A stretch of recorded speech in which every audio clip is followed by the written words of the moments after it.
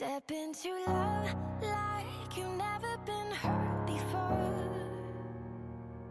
Step into trust like you've never been burned before. Hello and welcome to Braveheart Conversations, where we learn the art of love through brave and compassionate conversations. I am Jillian Landis. and I'm Marie Wallace. And we are your hosts today.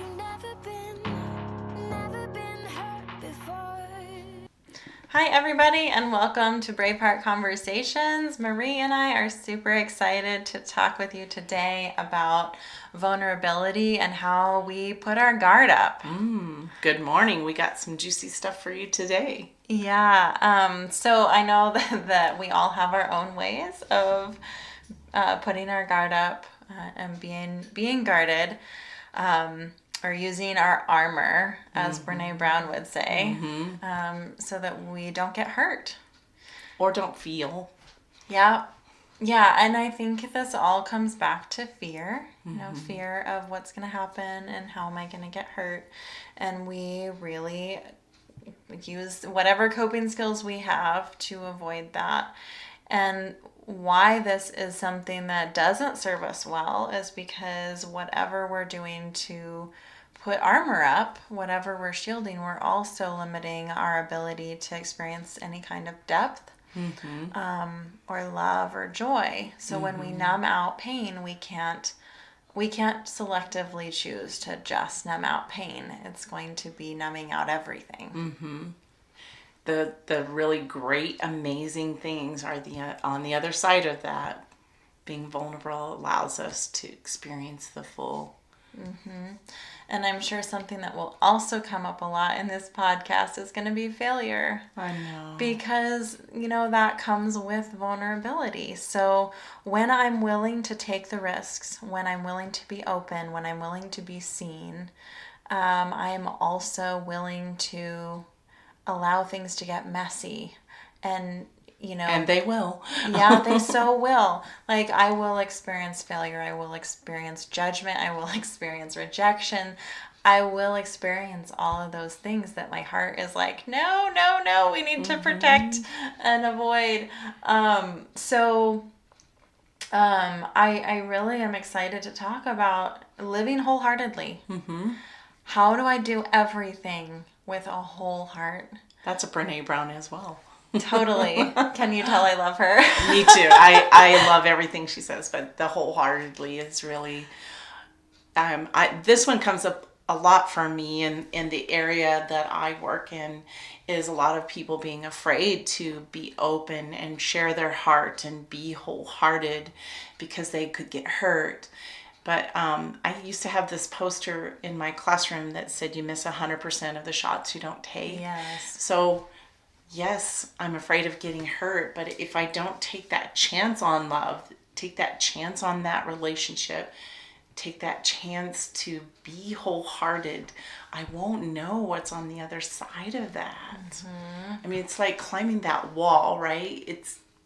I think of, what is that, the Ninja Warrior? I love that because they're going through all these obstacles and they're really, trudging through. But then they get to experience that feeling of winning it all. Yes. Yeah, if you don't risk something, you're not They fall in gain the water. They get knocked in the head. Yeah, it's that whole man in the arena, right? The man in the arena. Another Brene Brown. Yeah. I have a feeling that will come up a lot. It will. It's awesome. Yeah. If you haven't read her, you need to. Yeah, she's kind of the master of this topic. Yeah, we can't talk about vulnerability without Brene Brown. She's kind of the master. I think that we will often experience failure and falling on our face and hurt and pain. I remember the end of last year, you sent me a message, and that was, "And what if you fly?"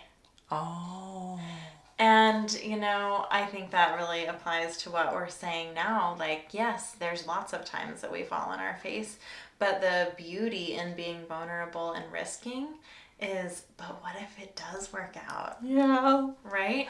What if I am all that? Yeah. And this is in every area. I mean, this can be your career. Like, what if it does work out? What if, there's that big voice that's like, who do you think you are? But then there's also this other voice that's Who do you think you're not?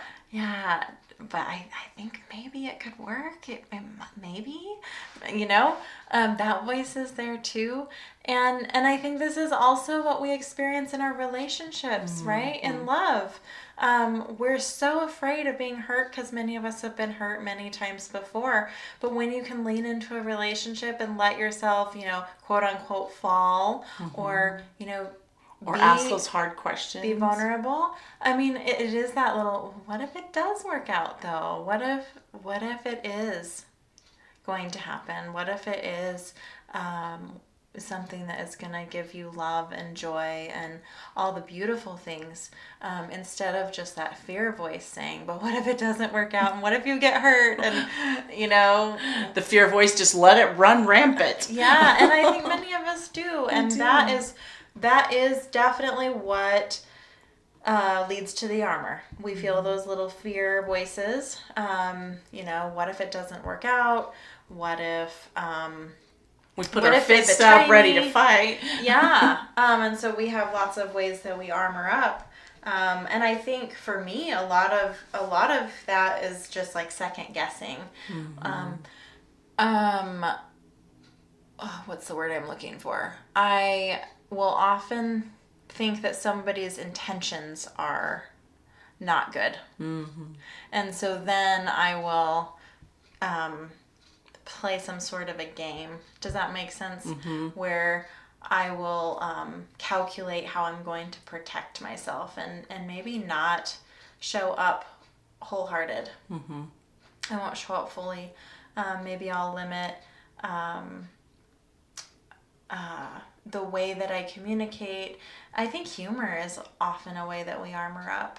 I think that sometimes we joke about things instead of really being honest about what our feelings are. I can see that. And I think there's this perception too.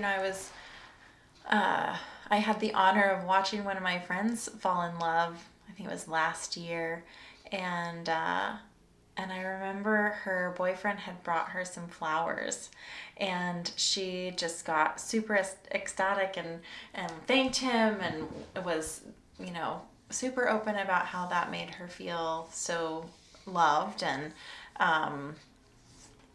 one of her friends said something about, oh, well, you don't want to give it all away. Don't tell him all that.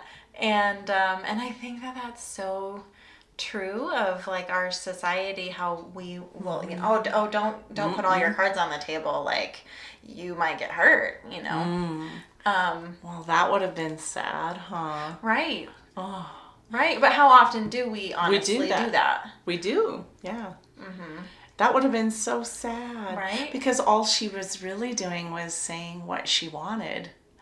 And praising him for giving her something that she wanted, and yeah, boy, that would have been sad. Oh. And I think, but we do that. We allow their voices or our own voice to say, right. Oh. And there again, like, or a past experience where I got flowers for the wrong reason. Oh, sure. Yeah, that could be the case too. But as the receiver, oh my gosh, there's tremendous courage and vulnerability in being a receiver, right? And how we open and receive whatever that is, whether it's an emotional gift or a physical gift, or there's a lot of vulnerability in that, because it feels like I could get hurt. Maybe there is an energy that I could have to owe them. I think that's a big one, right? Yeah. How often do we feel like we don't want to receive something because then we'll owe someone something, because we're in this transaction mindset. I've been there a long time ago, but when we really get the feeling that this gift isn't given without strings attached, right? And some of this, it's important to lean into your intuition, and this is an important piece. So vulnerability is something we get to do wisely. So trust is earned, right? So I like... That's an important point. Yes. You should say that again. Trust is earned. Trust is earned, people. Trust is earned. And I do like to give the benefit of the doubt that people are trustworthy.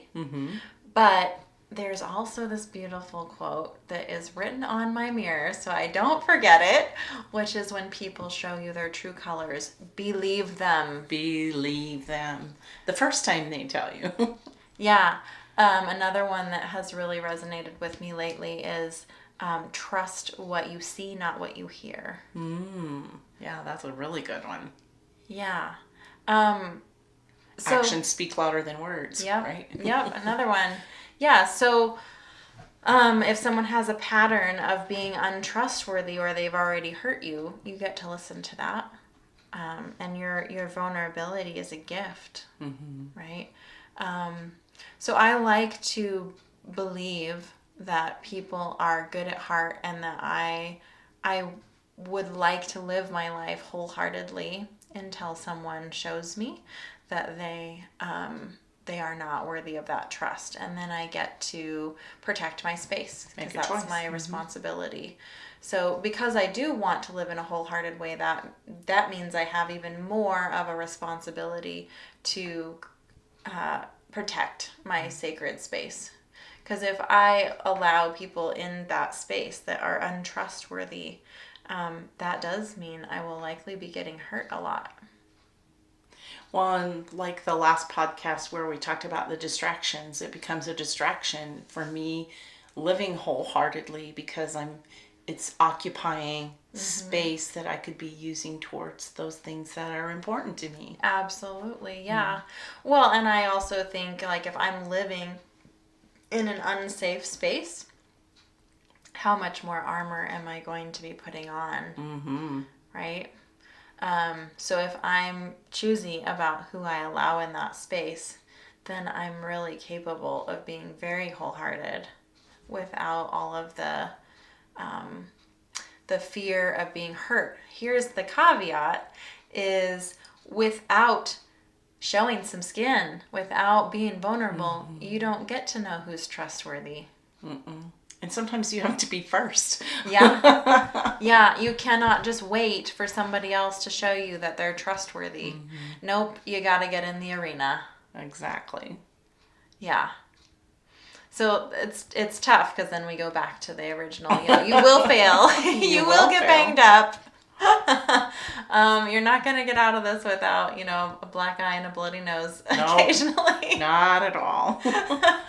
But you won't get out of it. If you don't do it, then you won't get that phenomenal love. And I know you can have it, because I have it. Yes. But you won't get that if you aren't willing to take the risk, and you aren't willing to be vulnerable.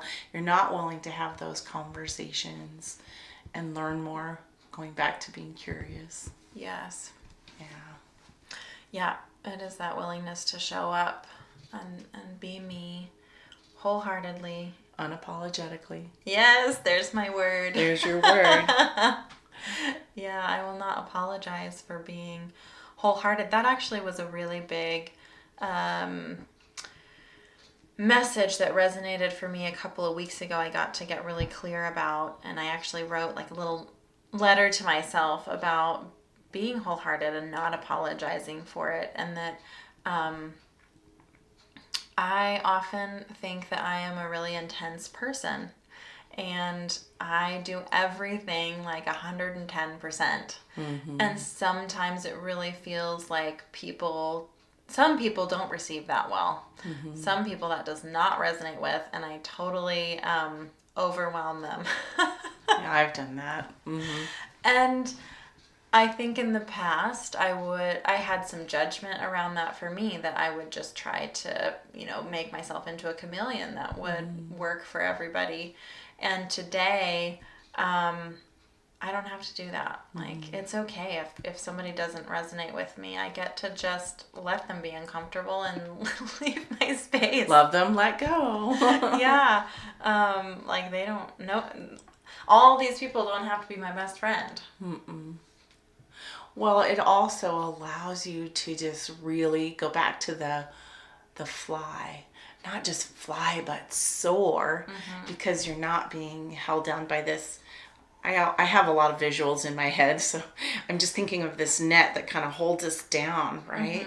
But as I take off those little straps and everything, I can just soar and be all that I'm meant to be, because I don't have that shield of protection, and I am willing to be wholehearted, and I am willing to explore it all, right?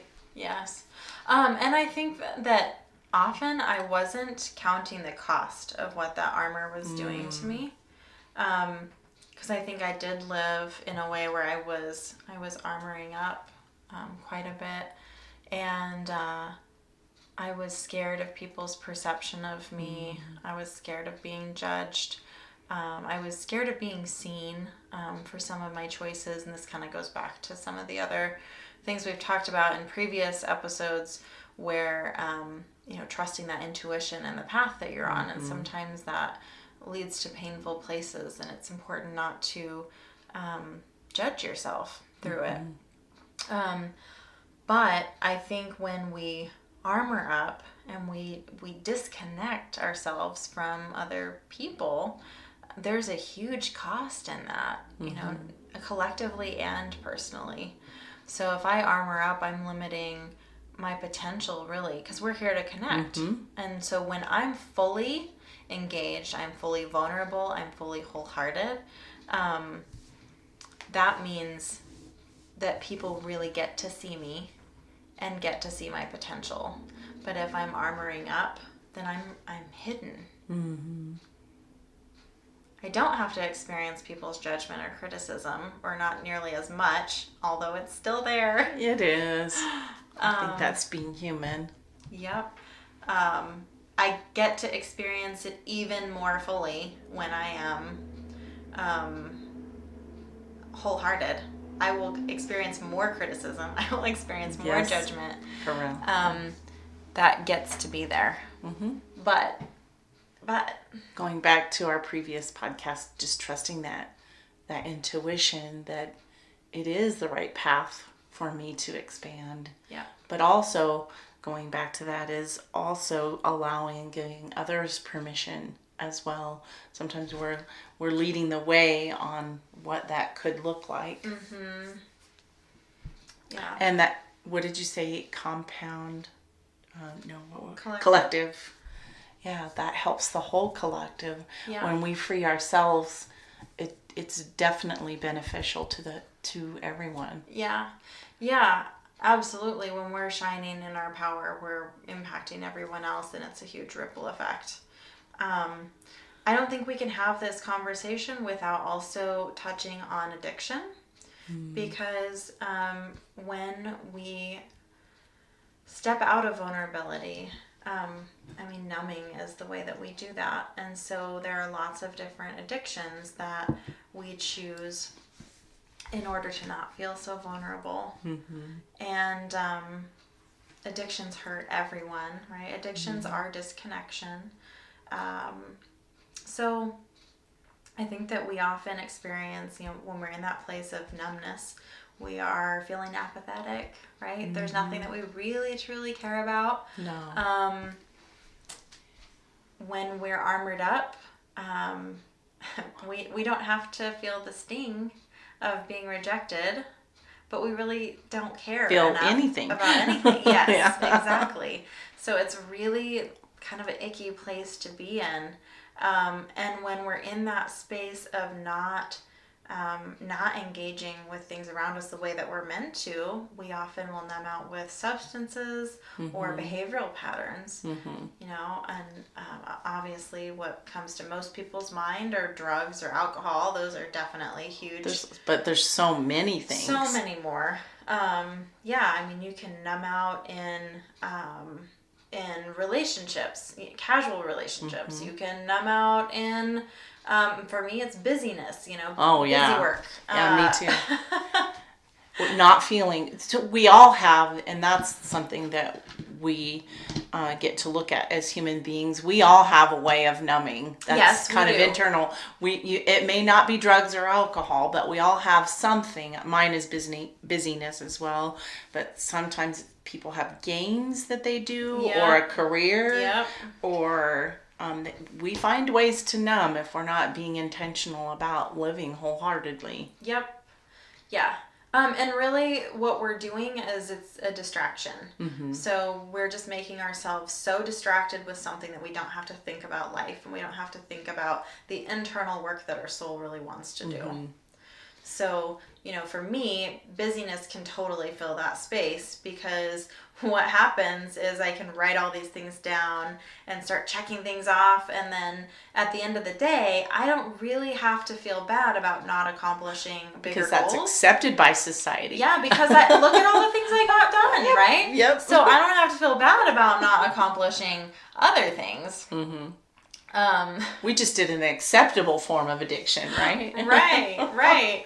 And, that also is very disconnecting in relationships. If my soul is really wanting more connection with people, and I've now chosen to just... Well, there's no time. Yeah. No time to be with them. Right. So we all have our own way. I used to think, because of my past in codependency, I really... used to have an us and them mentality. The addicts are over here and we're the other side of the coin. And it's not that way at all. Like, we're all addicts. We are. It's just whatever vice we choose. Yeah. There's no us and them. I can get addicted to relationships, and I can get addicted to the busyness or the career. Me too. Yeah. And it can be easy to take these principles and then also make more rules. Is that not the truth? So I caution you, these are not more rules. We're trying to let go of some of those. Right, this is intuition led. So, this is not a way to pick up a new club and beat yourself with it. Oh my gosh, now I'm an addict of some other new thing. Yeah. No, this is not another way to judge yourself.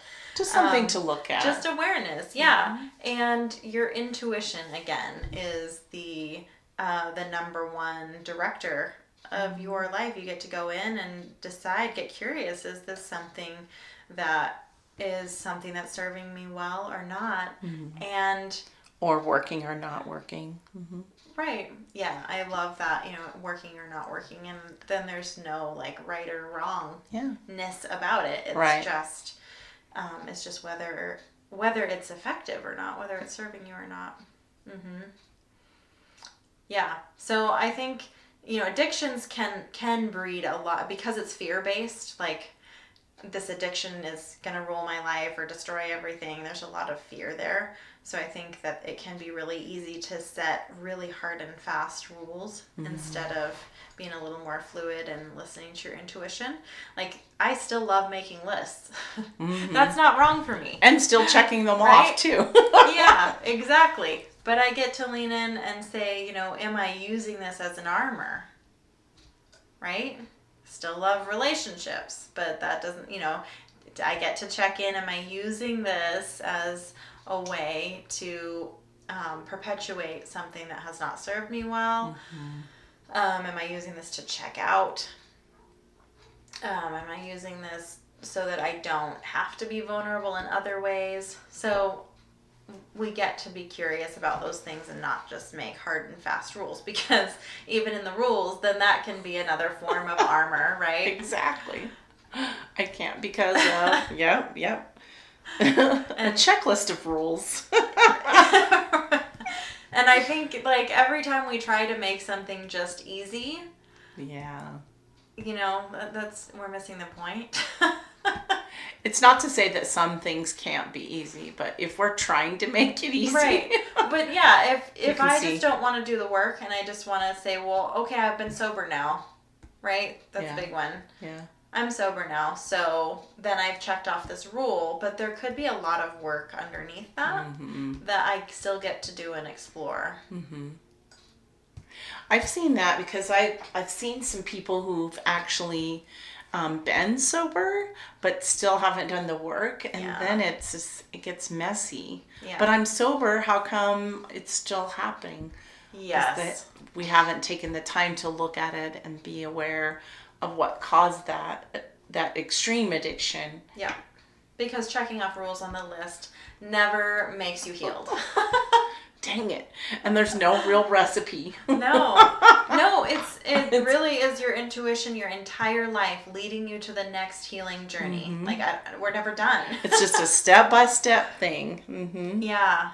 We've never arrived. And that's okay. That's beautiful. And it's when we can accept that and grow through that and move through that, that it's super profound and powerful. I never arrive? Dang. There's not that moment of time where we have the next 20 years that's in nirvana. We have lots of arrivals. Well, yeah, if you really think about it like that, yeah. But when you're traveling, there's lots of... That's awesome. I mean, I get to arrive at many levels of self-awareness and, like, goals, but they're never... But that's beautiful. That's the journey. I don't think I would want life without challenges and unpredictability. It's like, oh, okay. That's what I get to look at now. Well, and I think part of this vulnerability talk, too, is acknowledging duality. That we are in a space Both where, and. yeah, it's both and pain and joy. They come together. Sometimes in the same minute. And I think that often we make pain bad and wrong, and that we made a bad choice to get to pain, and I just don't agree. I think sometimes our intuition leads us to pain in order to grow and expand, and because when we go through pain, we also are capable of so much more joy. Those are often bound together. They're synonymous. So I've experienced people who think they're stupid when they end up in that same pain, and that's not true at all. There's just something more to learn because we are layers of, humanness, and sometimes we have to dig a little deeper. Yeah. There's never stupidity involved. So if you're ever feeling stupid, like you said, pain is not wrong or bad or stupid. It's just an indicator that something to look at. An indicator that something needs to be healed. It's something to be proud of, because if we have had the courage to be vulnerable enough to take risks and experience pain, then we get to be proud that we got in the arena. And that we're not numb. Yeah. Yeah. Yeah, because we could be making different choices, safer choices, right? And safe sometimes is often the more numbing route, and it's often the more less wholehearted route. It's guarded. In order to be safe, I'm going to put up this shield. So vulnerability is not living safe. Nope. It's not safe. And that's okay. It's like embracing this whole life of, okay, it's not safe. And that's but okay. on the other side, there's so much joy, so much love. Yes. There really is. So much expansiveness. That's the other thing. Yeah, I have certainly experienced more depth of love from all aspects, but I've also experienced way more depth of self-love and depth of power. There's so acceptance. much. Yeah, acceptance. On the other side, that it's pretty huge. And we're so scared of it, which is so funny. And then when you just do it anyway, and it does feel like, oh man, I've jumped off so many cliffs this year. every time, you still have the fear, you still have all the, what ifs and all the voices in your head saying, who do you think you are? And is this smart? And you just kind of stand at that edge and you go, fuck it. And you just jump off. And 98% of the time or more, you're just going, oh, well, that was not anywhere, because we tell ourselves those stories. It wasn't anywhere as bad as I thought it was going to be. And it's so much better than I thought it would be. And even if it is bad, it's funny because our perception of it was still wrong. Mm-hmm. And it still opens up other doors that are super important and helpful. So it shows you the next step. Right. I can fail at something. I can I don't know, experiment with a course that I want to teach, and maybe it flops and nobody likes it, but it's still going to teach me something, and it's still going to open other doors. So next time, right, exactly. Yeah. So jump off the fucking cliff. It almost always leads you to the next step. Yeah, and it's always better. Always better. It's never a mistake to trust your intuition wherever it's leading you. It's just not a mistake. It's nothing to apologize for. There is no stupidity in it. Just do it. Just do it. Yeah. All right. This is super awesome. Great. Okay, so if anyone has any comments or questions about vulnerability or how you experience guardedness and where you put up that shield, we would love to hear about it. Yes, we would. We'd love to, take any questions that you have, and we would love to share that on our next podcast and create a discussion around whatever you're feeling is a challenge for you. Because guaranteed, if you're feeling it, someone else is too. We can all learn from each other. We do, yeah. This is a place to be vulnerable. It's safe to share. It is. Yeah.